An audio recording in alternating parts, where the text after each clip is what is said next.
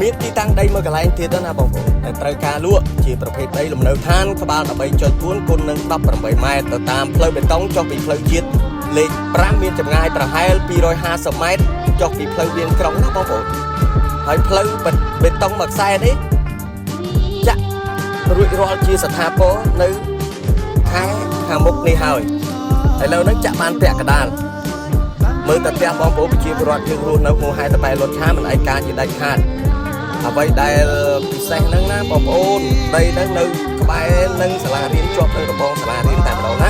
បងប្អូនចង់ប្រកបអាជីវកម្មលក់សម្ភារៈសិក្សាលក់អ្វីទៅតាមតម្រូវការរបស់បងប្អូនក៏បានទិដ្ឋភាពណាបងប្អូនមើលនេះអស់ទោះបងប្អូនទិញចង់មិនខុសបំណងឡើយតម្លៃលក់$15,000ណាតម្លៃ$15,000ចរចាក្បាល13.4គុណនឹង18ម៉ែត្រទីតាំងស្ថិតនៅភូមិត្រពាំងស្បូវឃុំស្រែថ្មីស្រុករលាបវាខេត្តកំពង់ឆ្នាំងបើត្រូវការតាក់ទងមកណាបងប្អូនបាទសូមអរគុណច្រើនចំពោះការទស្សនា